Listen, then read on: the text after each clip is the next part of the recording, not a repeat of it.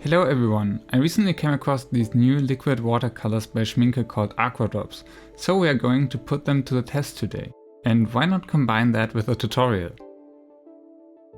I worked with other liquid watercolors before, like Colorex and Aqualine, but those are dyed-based inks, so they aren't light-fast. These on the other hand are pigment-based, so under the right conditions they keep their color forever basically. But more on that later. For now let's get to the tutorial. For the skin and some other details I want to go for monochromatic magenta.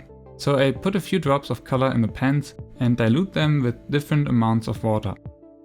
This way we have 5 different shades of the same color. Then I wet the face, leaving out the neck for now, so the area I have to focus on is small and manageable. I leave the eyes dry because I don't want any color to bleed in. Next I work with the lightest shade on the wet surface and try to go deeper with the tone with every layer I add.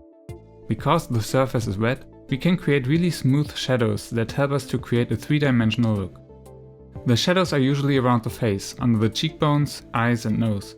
Think of it as contouring, like when applying makeup. If something goes wrong or the color floats in an unwanted direction, use an almost dried brush and lift off some color. That can help to a certain degree. Other than that, place your color carefully, as wet surfaces can be tricky. Because of this, I paint the iris on a dry surface to give them a sharper edge. When the face has the first coat of color, let it dry and start to work on the neck. I like to work with multiple layers to add deeper shadows with each step, so drying times are essential to prevent unwanted bleeding of wet areas into each other. That's what happens here, for example, when I give parts of the hair a darker wash. It bleeds because the skin hasn't fully dried yet. I notice it in time luckily, so with a few swipes of a clean brush I get rid of it. Lashes can be tricky as well. You want them to have a sharp edge, which means you need to draw them on a dry surface, but they should also look integrated with the rest of the painting. With a tiny bit of water I try to smudge the applied color. This way I can make the edges softer.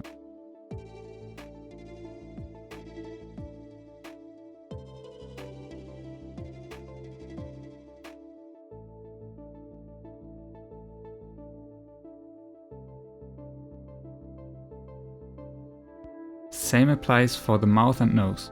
Draw the darkest parts like the nostrils and feather them out with a bit of water, or the lightest shade you have pre-mixed. But be really careful not to add too much water, or else you risk creating new edges when the layer dries down.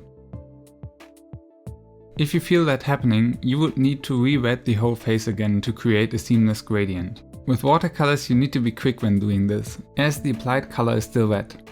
Because once it's dried, it's really hard to get rid of it.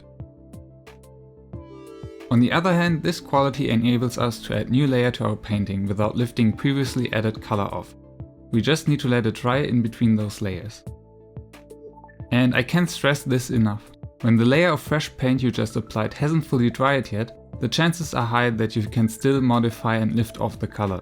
That's great for corrections, but to add a new layer of color it's recommended to work on a fully dried surface.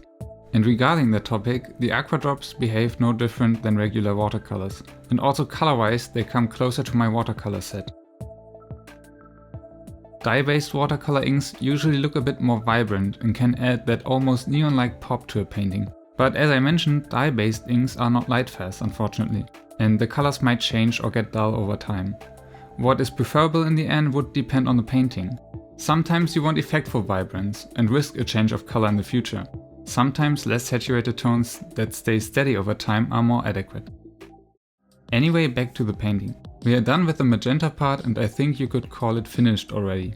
But we are trying out new colors, and I also wanted to see what range of shades I can achieve with this cyan.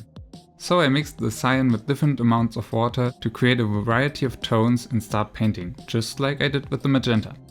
When it comes to painting the hair with watercolors, it can be a bit overwhelming because of all the details and highlights. So my tip is to work from rough to detailed. I try to imagine the head as a sphere. The hair wraps around it as a sphere and I start painting by leaving the center with a highlight, focusing the color on the outer edges first. As hair can amount to a larger surface, I recommend to work in sections. just like before when we did the face and neck separately. Here I am lucky that the mask divides the hair in half, so I can pay my full attention to a smaller area. Once that is dry, I work on smaller segments and add strand after strand, creating tiny gradients while keeping that sphere model in mind. And with every break I give the painting time to dry. I add another layer on top, filling the hair area with details.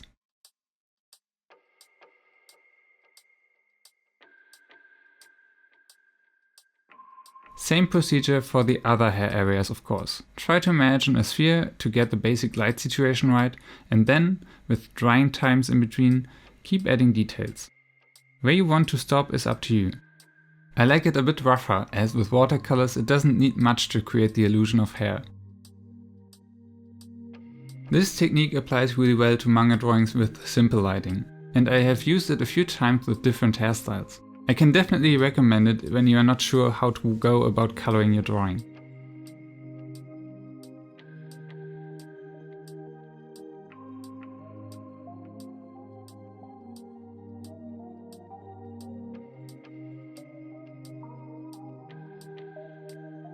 When the hair is done, it's only the clothes that are left. To make them look a bit more crumbly, I work more freely than before. I stick to the basic rule of going darker around the outer edge of the body. The rest is just pushing colors around where you think they look right.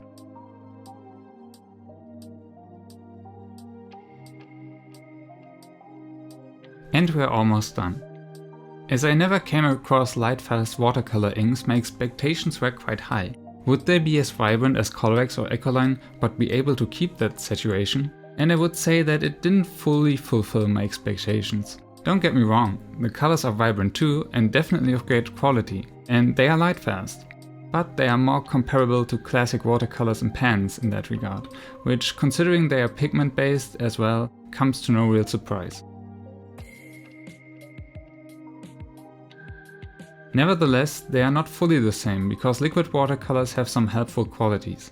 For example, it's handy to premix a large amount of watercolor without stirring through the watercolor pans. You can create consistent tones with them and even use it in an airbrush system. And what I notice while painting is that the inks have a nice flow to them. On wet surfaces they spread quickly without any additives like oxgel. They bleed even quicker than Colorex inks. Coupled with the fact that they come in liquid state, makes them really useful for larger watercolor paintings, where you need to spread a large amount of color really quickly. That includes the easy use of a big brush.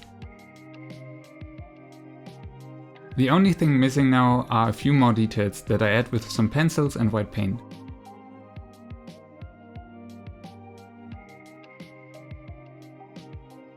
And here's the final result.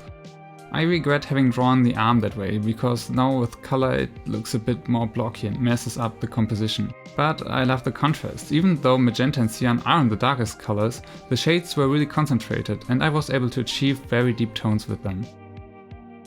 Anyway, what do you think? Are you going to give these colors a try, or do you have experience with them already? Let me know in the comments. Thank you very much for watching, stay healthy, and until the next video.